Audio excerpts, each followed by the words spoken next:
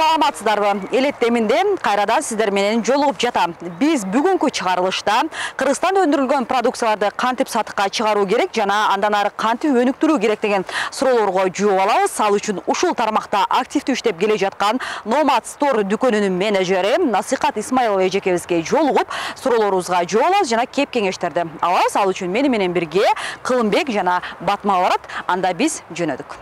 Насихат Исмаилова, Ош облусунун тургуну, 29 жашта, кесиби дизайнер. 4 жылдан бери Кыргызстанда өндүрүлгөн улуттук буюм, азыктарды сатыкка чыгарып келет. Үй бүлөдө 5 бир туугандын 4-үнчүсү.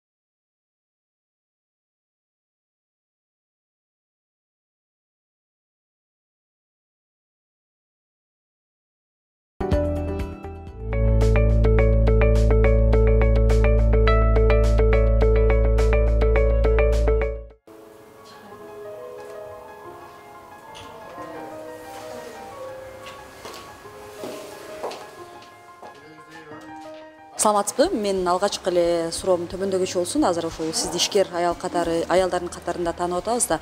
Негизи ушул биз билгенден балды дейли, анын ичинде баягы Кыргыздын улуттук буюм тайымдарын сатуу боюнча канча жылдан бери алектенип келесиз? Саламатсызбы? Биз бул ишти баштаганыбызга 4 жыл болду. 2016-жылдын күз айынан баштаганбыз. Февраль жок, октябрдан баштап иштеп келе атабыз. Ошондо быйылкы жыл менен 4 жылдын аралыгы болду. Ал эми өлкөдө белгилүү болгон коронавирус оорусу тарагандан бери сиздердин жумушуңуздар кандай жүрүп жатат? Эгерде биз кийин ушул иш менен алектенип калсак, биз кандай ситуацияларга даяр болушубуз керек? Ошол тууралуу айтып берсеңиз. Бул жерде эң актуалдуу суроо десек болот. Бул суроону себеби дегенде эч ким күткөн эмес. Мисалы буга чейин эч ким башыбыздан өткөргөн эмеспиз да. Бул биз үчүн деле жаңы нерсе болду. Көп нерсеге үйрөттү десек болот. Иш тармагы кандай кетти? Мисалы буга чейин салыштырып отурган болсок, буга чейинки аралыкты мурун мисалы көбүнчө туристтер биздин продукциялардын жасаган эмгегибиздин услугабыздын баары көбүрөөк туристтерге арналган болчу. Вот коронавирустан кийин байкадык көбүрөөк бизге наоборот ориентировалганга местности алыш керек экен да, көбүрөөкчү. Себеби дегенде туристтердин келе албай калышты көп, баардык границалар жабык болгон үчүн, конечно, кедергисин тийгизди, бир аз жабыркадык. Көбүнчө ушул сатуу боюнча. Анан бирок жаңы үйрөнгө өткөнгө чоң жардам берди десек болот, чоң түрткү болду десек болот. Буга чейин мисалы стабилдүү иштеп келгенбиз, там оборот чоңураак отурган болсо, сатыктар көбүрөөк отурган болсо, быйылкы жылда төмөндөдү. Кыйла эле төмөндөдү, себеби дегенде жаңы нерселер төлөп тапканга мажбурлады десек болот. Жаңы услугалар көрсөткөнгө туура келип баштады. Айырмасы ушул сатууда төмөн түштү кыйла эле. Биздин билгенибизге караганда, ошол сиз алай ишкер айымдары менен дагы кызматташып келет экенсиз. Алар менен кызматташууну, иштешүүнү кандай баалайт элеңиз? Биз Баялай менен иштеп баштаганыбызга 2 жыл болду. 2018-тен баштап иштеп келебиз. Тыгыз иштеп баштаганыбыз 2018 болду. Баштаганыбыз өзү 2017-тен баштап иштеп келебиз. Башында келгенде тапочкалар келчү, шырдактар. Андан кийин уже убакыт өтүүсү менен аларда дагы көптөгөн өзгөрүүлөр болду, көптөгөн кошумчалар болду. Андан соң аябай жакшы продукциялар келип баштады. Азыркы учурда иштешүүнү мен жогорку деңгээлде бааламакмын. Себеби дегенде эң жакшы кызматташуу 2 жылдын аралыгында аябай жакшы болуп баратат. Эми кийинки суроо, көптөгөн мындай соода менен алектенген адамдар, бизнес менен алектенген адамдар айтышат да, продукциянын сапаты бул биринчи орунда турат депчи. Эми сиз ошо алайдан, чоң алайдан алган продукциянын сапатына, ассортиментине кандай баа бересиз? Азыркы учурда эң жогорку баа бермекмин.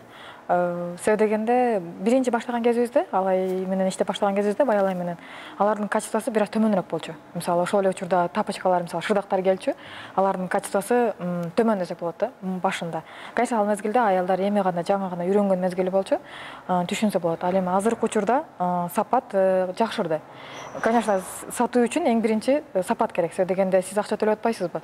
Ошол акчага ылайыктуу нерсе алганга аракет кыласыз да. То есть сиз талап кыласыз ошол нерсеничи. Ал үчүн сиз ошол, то есть биз аракет кылабыз ошол баасына жараша сапат болуусуну талап кылабыз. Себеби дегенде буга чейин иштешип акыркы 2 жылда мисалы жакшы өнүктү десек болот Баялайдын иши. Себеби дегенде алар ар кандай тренингтерди өтүштү, ошол учурда ар кандай менторлорду алып келип үйрөтүштү. Алар эң сонун продукцияларды үйрөттү. Эң көп аябай жакшы ассортименттерди киргиздисек болот сатыкка. Ошол учурда жакшы өнүгүү болду. Горжусь. Жакшы өнүгүү баратат. Эң сонун деп баа берет элем. Бизге кандай окуудан, тренингден өтүүнү кеңеш берет элеңиз жана сатыкка чыгаруу үчүн биз эмнени билишибиз керек? Менин оюмча, бир ишти баштоо үчүн эң биринчи каалоо керек. То есть сиз бир ишти баштоо үчүн ошол нерсени аябай каалашыңыз керек да. Ал эми эмне билүү керек? Көбүрөөк ошол баштаган ишиңизде мастер болушуңуз керек. То есть кандай окуулар именно ошол баштаган ишиңизге тиешелүү окууларды көбүрөөк. Мисалы биз кандай окуулардан өтөбүз? Ошол учурда хелиотас менен иштешебиз, то есть Баялай менен иштешкен кезибизде биз пчеловодство боюнча өттүк сабактарды. Ошол учурда кол өнөрчүлөр менен кошо жүрдүк. Чоңалай алайда кошо жүрүп үйрөндүк. Мисалы ошол экопринт жасаган кезибизде кантип жасалышы керек. Себеби дегенде ишиңдин тарыхын билсең оңой болот. Ошону сатууга дагы оңой болот да. Сатуу үчүн мисалы эмне суроо талапка карашыңыз керек сөзсүз. Азыркы учурда адамдарга эмне керек, Мисалы коронавирус эң чоң көрсөткүчтү көрсөттү, то есть таасирин берди. Адамдарга эмне керек экен, көбүнчө үйдө отуруп калышты, демек үйүндө уют керек болду бардыгына. Ошол учурда интерьерный декор көбүнчө кереги тип калды да бардыгы үчүнчү. Ошол учурда санитайзерлердин түрлөрү ошого. Ошону эң главный сиз рынокты билишиңиз керек, эмне керек рынокко. Ошол учурда ошол рынокко берүү үчүн ошол продукция эмне кандай болуусу керек. Бул качествосу эң биринчи башкы учурда. Экинчи бул канчалык сиз ошону көрсөтө аласыз. Маркетингти тоже билишиңиз керек. Эң биринчи саттыкта бул маркетинг болушу керек. Сиз маркетингти билишиңиз керек. То есть кантип сатуу керек, кандай мамиле кылуу керек, ошол учурда как обслуживать клиента, ошонун баарын билишиңиз керек. Ошол учурда таңгактардын, то есть упаковканын түрлөрүн билишиңиз керек. То есть сизде мисалы продукция боло турган болсо, ал продукцияны кандай упаковка кылсаңыз жакшыраак презентабельный болот, адамдарга көзүнө жакшы көрүнөт, сатылат, ошону билишиңиз керек. Ошол учурда качество, ошол таңгактын деле качествосуна маани беришиңиз керек. Мисалы бизде кандай болот?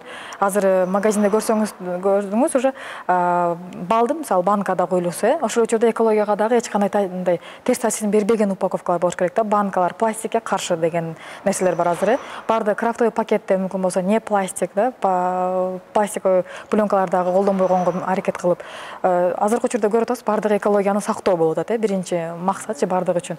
Ошон үчүн сиз экология менен достошуп ала турган упаковка, достошуп ала турган продукция чыгарышыңыз керек деп ойлойм.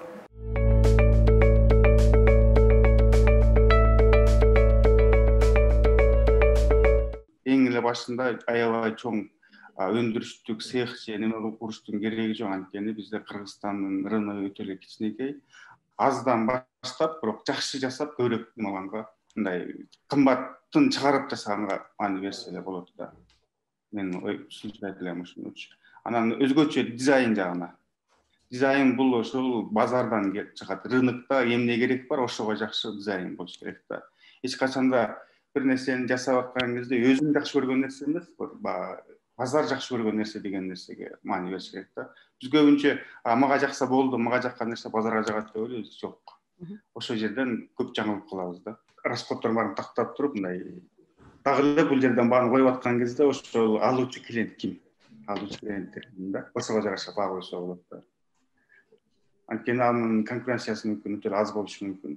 Сиз төмөн баа коюп койсоңуз да болбойт. Анткени окшош эле бир нерсе баасы төмөн болгон кезде аны эл ойлойт, төмөн нарттуу нерсе экен, бул канчалык деңгээлде деп. Анткени товардын кымбатын, товардын сапаты менен товардын баасын белгилейт да. Ошого баа койгондоку бул немесин тактик правиласы ошол да, ошого туура баа коюш керек, өтө төмөн эмес, өтө кымбат эмес. Кандай клиентке сатып атасыз, ошого ылайыктуу баа коюш керек.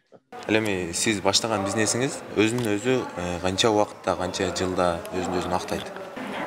Биз ишти мисалы 4 жыл болду деп айтып атпайбыз баштаганыбызгачы. Ошону мисалы биринчи жылы жөн гана рынок издөөгө кетет да. Ошондо акыркы 3 жыл эсептеп турган болсок, окупаемость, то есть өзүнүн өзү актоосу где-то 3-4 жылга барат.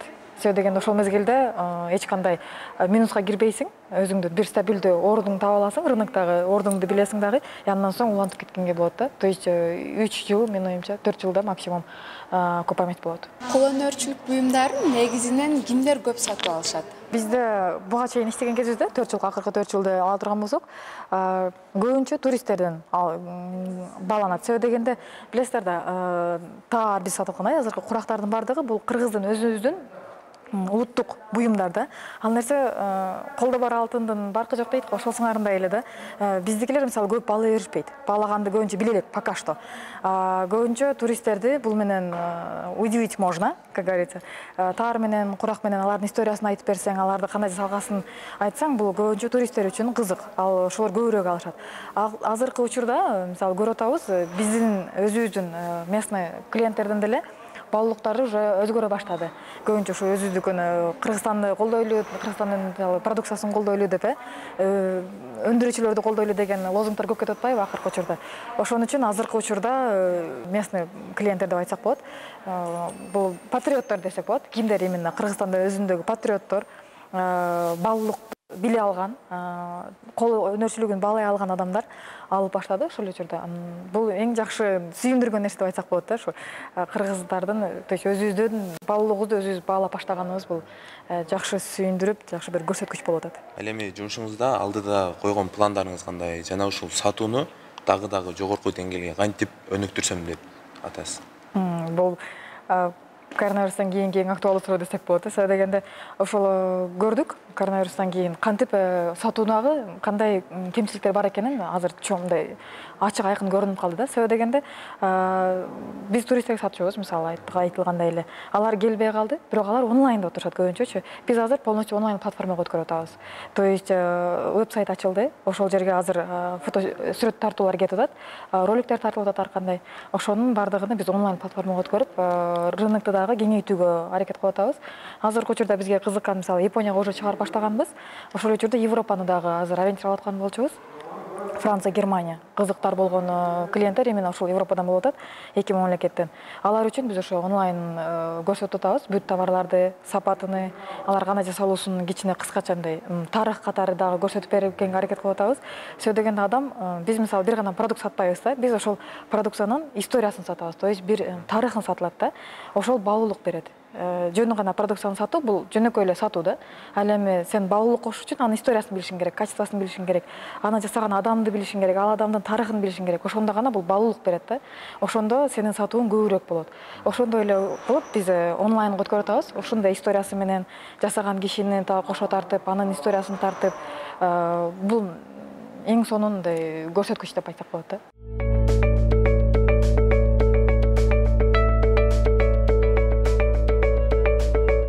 Дагы бир нерсе бар, биз маселен тамак ашып же башка менен иштеген кезде тез эле кайтарып алалы деп аркасынан кубалаган кезде ал канчалык биз шашкан сайын ошончолук жумуш неме кылбайт. Биз бүгүнкү жасап аткан жумушубуздун результатын мүмкүн 5 жылдан кийин көрүшөбүз мүмкүн. Мүмкүн 3 жылдан кийин көрүшөбүз мүмкүн. Тим более азыр айтып аткан жаңкы сатуу жагындагы нерселер. Сатуу жагындагы дагы бир расход, ушу маркетинг расход. Эгерде биз ошол рекламага жиберген акчаны жакшылап аябай ойлонуп туруп туура салсак, ал акча ошончо акчаны кайра тартып келет да. Эгерде ошол акча туура эмес салынып калса, ал баягы эле дарыяга же сууга көлгө берип аткан таштай болуп туруп эле туп кетип, ошол кезде бир кичине толкун чыгат, андан кийин чыкпайт. Биз ошол продукцияларыбызды туристтерге ылайыкталган бертине кол өнөр буюмдары болсо, ошол негизи элдер бош айланып, бош убакытын жүрүп, анан туристтер бара турган, элде бош кез айланып жүрө турган жерге магазин курган оңораак да.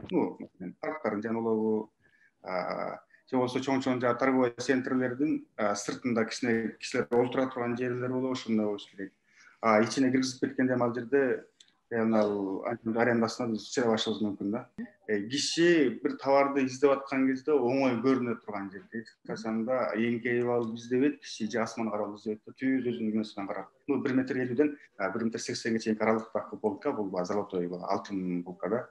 Таар жана курактын мисалында колдо даярдалган улуттук буюмдардын бааларын тизмектейбиз. Таардын 1 метри Кыргызстандын ички базарларында 1200 сомдон 2,5 сомго чейин сатылат.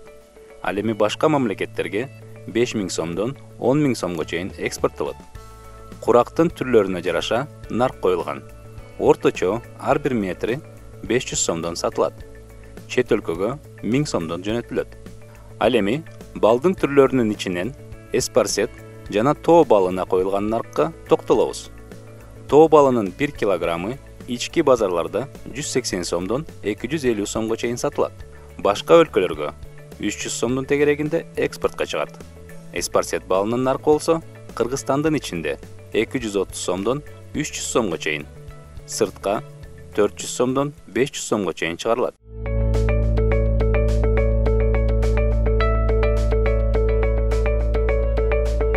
Саламатсыздарбы? Кызыңыздардын мындай бизнес менен алектенүүсү үчүн сиздерден кандай колдоо керек болду? Эми кийин дагы башка бирөөлөрдүн уулдары, кыздары бизнес менен алек болушат. Аларга кандай өзүңүздөрдүн кеңешиңиздерди бермексиздер? Ар бир эле ата эне өзүнүн балдарынын ийгиликтери менен аябай кубанат, колдойт деп ойлойм. Ошондуктан насихаттын баштаган ишинде баары бир табыкелчилик болот да. Ошон үчүн биз баарыбыз эле үй бүлөбүз менен материалдык жактан дагы, моралдык жактан дагы колдогонго аракет кылганбыз. Азыр деле колдоп келебиз. Мен ойлойм, ушул ар бир бала, ар бир адам келечекте астына бир максат койсо, ошого жетиш үчүн баардык эшиктерди ачык деп ойлобуш керек, ошого аракет кылыш керек, умтулуш керек. Баардык эле иш бирдей болуп кете бербейт, кээде өйдө болот, кээде төмөн болот. Ошонун баарына чыдаган адам гана жеңип чыгат деген ойдо болом. Ошон үчүн биз дайыма колдойбуз. Башка ата энелерге деле ушуну сунуштамакмын. Эгер балдары ушундай бизнес менен же башка нерсе менен алектенсе, жан дили менен колдош керек деп ойлойм да. Себеби ата эненин баланын ийгиликке жетиш үчүн чоң түрткү боло турган ата эне, колдой турган дагы ата эне, бир туугандары болуш керек. Бул иште дагы түрдүү тобокелчиликтер болушу ыктымал. Башында кызыңыздын бул тармакка аралашуусуна сиз кандай көз карашта болгонсуз? Насихат мектепте окуп жүргөндө, кийин университетте окуп жүргөндө дагы бирдемкелерди мындай тиккенге, анан колдо жасагандарга шыктуураак болчу да. Ошон үчүн университетте окуп жүргөндө дагы баягы жумалык модалар болчу эле го университеттердин арасында. Ошондойлорго аябай кызыгып катышчу. Колуман келишинче көйнөктөрдүн тиккенге, модельдерин жасашканга аракет кылганда мен жардам берчү элем. Ошон үчүн айтам, насихаттын өзүндө дагы шыгы дагы бар, анан колдойбуз дайыма. Эч каршы чыккан эмеспиз. Үй бүлөбүз менен, бир туугандар менен колдоп эле келатабыз. Сиз бир тууган экенсиз. Сиз ошол сиңдиңиздин келечекте кандай кыялданганын баарын билесиз да. Ошол жөнүндө айтып кетсеңиз, жана сиңдиңизге сиз кандай колдоо көрсөтүп, бир тууган катары кандай колдоп турдуңуз? Насихатты кичинесинен өзү тегүүчүгө абдан кызыкчу. Апама жардам берип, үйдө өзү дагы бир нерселерди тегип, кийин чоңойгондо да жогорку окуу жайга тапшырды. Ошо кийимди конструкциялоо, дизайн боюнча. Аны алып кетти, андан ары жумушуну бүткөн, окуу жайын бүткөндөн кийин бизге өзүнүн планы менен бөлүштү. Чакан бир дүкөн ачмакчы болуп атабыз, ачып ошол жерге өздөрү тигип, өздөрү колу менен жасаган буюмдарды ошол жерге коебуз деп, андан ары дагы башка продукцияларды өндүрө башташты. Көбүнчөсү ошол колдо жасалган самындарды, атырларды, андан кийин бал өстүрүү боюнча жаңы тармакты дагы азыр өздөштүрүп келе жатат. Бул үчүн менимче насихаттын өзүнүн салмагы да өтө чоң, ал өзүнүн көп иштейт, көп окууларга, атайын иш-чараларга катышат, ар дайым барып балчылар менен жолугуп же кол өнөрчүлөр менен жолугуп, алардан өзү үйрөнүп, өзү дагы идея берип, бул бизнести өнүктүрүүгө чоң аракет жасап жатат деп айтсам болот. Бир туугандары дагы биздин насихатты дайыма колдойбуз. Кандай гана жардам болбосун, ошол үйдө жөнөкөй сырьё топтоп бергиле дейт, кээде үйдө өсүрүлгөн розалардын дагы жалбырактарын топтоп беребиз, кофеден жасалган атайын скрабтарды жасашат, ошолорго да жардам беребиз, кофе чогултканы же кандай сырьё болсо дагы биз колдон келген топтоп беребиз. Моралдык жактан колдойбуз, насихат ачык айрым дайыма келип биз менен өзүнүн оюн бөлүшүп, өзүнүн пландарын бөлүшүп, бир туугандары менен ошон үчүн биз дайыма колдоп турабыз. Ийгилик каалайбыз, мындан ары дагы ошол бизнеси өнүгүп элге кызмат кыла берсин.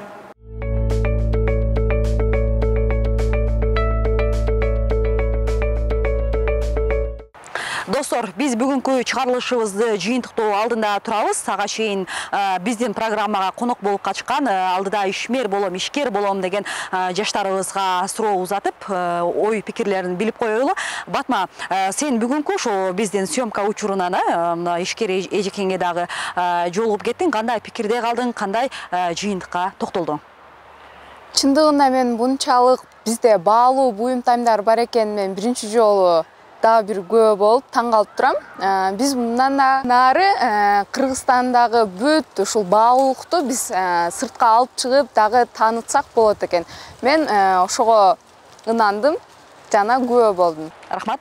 Ал эми Кылымбек, сен кандай пикирге токтолдуң? Албетте рахмат биринчиден сизге. Биз бүгүнкү съемкага катышып, мен өзүмө көптөн бери кызыктырып жүргөн суроолордун бардыгына жооп алдым десем болот. Анан да кыргыздын буюмдарын, баалуулуктарын башка өлкөлөргө жеткирип, аларды көрсөтүп жүргөнүнө мен дагы аябай баа бердим. Анан буюрса биз дагы келечекте жакшы бир ишкер болобуз, жакшы бир өзүбүздүн баалуулуктарыбызды башка бирөөлөргө ушундай кылып көрсөтсөк деген ниет менен, жакшы бир ниеттер менен биз дагы кайта олтурабыз. Сиздерге дагы чоң рахмат. Рахмат. Буюрса ниет кылган өзүңүздүн максаттарыңар ишке ашсын дейли. Ал эми урматтуу достор, сиздер дагы Кылымбек, Батма сыяктуу бизнестин түрлөрүнө кызыгып жаткан болсоңуздар жана биздин программага конок болууну кааласаңыздар, анда бизге комментарийден пикир калтырыңыздар.